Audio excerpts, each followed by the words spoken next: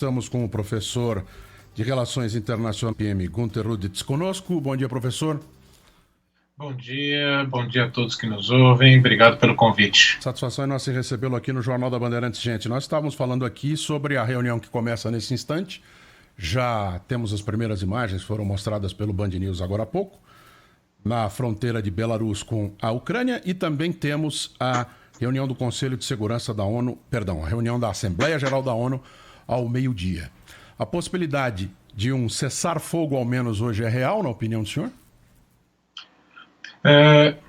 Para responder isso, eu faço uma pergunta. Um governo ex-ministro da Cultura chefiando a delegação para negociar um cessar-fogo. Sinceramente, você acha que está querendo negociar? Eu estou falando do governo russo. Né? Quem lidera a delegação russa é um ex-ministro da Cultura, que, com todo o respeito, qual é o entendimento dele, qual é a capacidade decisória dele nesse campo?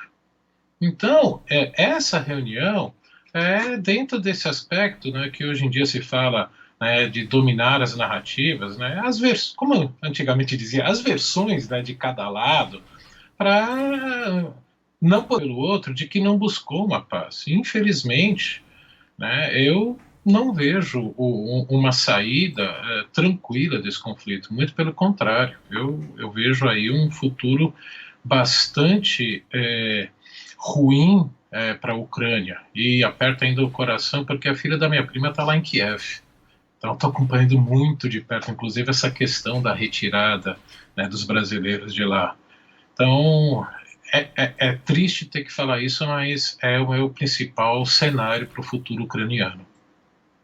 Professor, Sônia Blota aqui, um prazer recebê-lo no Jornal Gente da Antes. Professor, a gente falava há pouco do sentimento, o sentimento patriota, né, dos ucranianos em relação a isso, pegando armas de caça, coquetéis Molotov, essa coisa de resistir, mesmo sabendo que a Rússia tem um poderio bélico muito maior do que eles. E falávamos também que isso já vem de uma cultura, né, da antiga União Soviética, onde eles operavam juntos, né, pró-Moscou. Eu gostaria de ouvir o senhor sobre essa análise, exatamente sobre essa história do Davi contra do Golias, né, como a gente diz aqui no jargão. Bom, acho que né, para nós brasileiros entendermos isso, para nós, quem nasceu no Brasil é brasileiro. Tá? Em boa parte dos países da região, não é isso. A nacionalidade é transferida, né, pelo sangue, ou seja, pelo antepassado cultural dos pais. Então, por isso que muitos, apesar de terem nascido na Ucrânia, sempre se consideraram russos.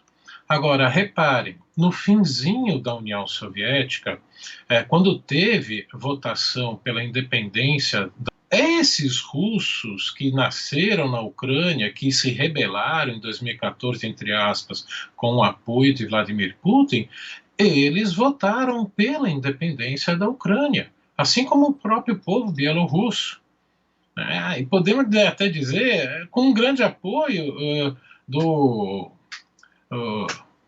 não do Gorbachev, do Yeltsin, que era então o primeiro governador eleito da República Russa da União Soviética, ou seja, ninguém mais queria continuar sob o comando soviético e principalmente nessas repúblicas russo. Né? Por que será que aconteceu que quando terminou a União Soviética, quando primeiro terminou o Pacto de Varsóvia, a Aliança Militar Soviética, todos esses países já começaram a buscar a Europa, para entrar na União Europeia, e assim que puderam, pediram para entrar na OTAN. Não é que os americanos obrigaram, esses países pediram. Por quê? Eles viveram sob o controle russo, para não dizer outra coisa.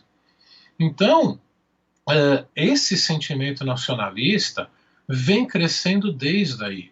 E desde 2014 explodiu, ficou muito forte, porque eles sentiram essa intervenção de Putin no seu país, aumentando essas divisões, né, internas, se aproveitando disso para interesse político estratégico. Então, realmente, agora, tentar controlar um país como a Ucrânia né, dois dados que eu acho que a gente tem que ter em mente. A Ucrânia é um pouquinho maior que o estado de Minas Gerais e tem uma população quase igual à do estado de São Paulo. Tá? Então, por que eu estou falando isso? Como alguns explicanos já têm colocado, para a relação soldados-população, um governo estrangeiro tentar controlar esse território, vai precisar em torno de 600 a 700 mil soldados. O exército russo tem 900 mil. Então, isso vai se tornar impossível. Com esse nacionalismo forte, que foi exacerbado agora por essa invasão, a Rússia não vai conseguir controlar, não. Professor Gunter Hudson, com essa encruzilhada que o senhor aponta aqui no seu raciocínio, inclusive citando números do exército russo e da ucraniana, qual que é o caminho, ou quais são os caminhos que o senhor enxerga a partir de agora, no momento em que os cenários ainda estão muito abertos? Olha, como, né, muitos estão falando, você é um pessimista. Eu diria, né, será que eu sou pessimista ou um realista bem informado? Porque eu estou indo atrás desses dados e olhando um pouco todos os processos históricos, inclusive, né, olha o que aconteceu com o Iraque, com a invasão americana em 2003, olha o que aconteceu com o Afeganistão, depois da guerra do Afeganistão, que a gente não pode nunca esquecer, foi autorizado pelo Conselho de Segurança, tá? Então, são duas questões diferentes. Eu não vejo um futuro muito bom, não. Eu olho muito mais parecido com o que aconteceu com a Síria. Esse, hoje, é o meu principal cenário. Tá? Eu, como praticamente todos analistas, e não só ocidentais, inclusive russos, não estávamos prevendo esse cenário de invasão total, porque isso iria custar muito caro para o Putin no médio e longo prazo. E a gente já está vendo, né? Hoje, né, o rublo derreteu, deteriorou aí 40%, o Banco Central anunciou que vai aumentar a taxa de juros de 9,5% para 20%. Então, sim, no médio e longo prazo é isso que vai acontecer. Então, nós não esperávamos isso e aconteceu. Então, eu espero estar errado de novo. Porque se continuar assim, o grande problema é o Vladimir Putin vai admitir que errou, vai retirar as tropas russas da Ucrânia e deixar de vez esse país de se voltar para a Europa e começo de aproximação com a União Europeia, né, que foi o primeiro passo para a intervenção em 2014, eu acho difícil. Tá? Porque nessa situação, num país autocrático como é a Rússia, a gente tem que analisar o indivíduo, e isso ficou claro na decisão dele de invadir. Por que eu estou falando isso? Em democracias, com D maiúsculo, né, presidente, primeiro-ministro, não tomam uma decisão sozinhos. Eles, num caso de guerra, por exemplo, precisam de autorização do Congresso, do Parlamento. No caso de um país autocrático, não. Foi o que a gente acabou de ver. Então, olhando para a personalidade, vendo o que muitos analistas estão dizendo que, por causa da pandemia, como ele se isolou, com medo de se contaminar, parece que ele ficou até mais paranoico, ficou mais introspectivo, mais amargurado com o Ocidente. Eu não vejo um sujeito com esse perfil admitir que, putz, Depois a gente pode fazer um bloco. Fiz errado e retirar. Professor Gunter, eu estava dizendo aqui mais cedo, e é uma preocupação que apareceu a partir de ontem, a população ucraniana em geral, como o senhor disse, que não é homogênea com relação ao sentido nacionalista, né, ao sentido patriótico, pelas razões históricas, se armou fortemente, e hoje pela manhã o presidente Zelensky abriu prisões para que condenados que tivessem alguma espécie de ligação com uso de armas possam lutar pelo país. É mais um elemento nessa conta do senhor para dizer que depois nada será fácil para a Ucrânia? Sim. Se a gente olhar ainda que finalmente, né, os governos europeus, que a começar pelo governo da Polônia, não é à toa que o governo anunciar e mostrar que estava enviando armas de proteção né, de defesa, fundamentalmente, que são os mísseis antitanques e munição e tudo mais, foi a Polônia.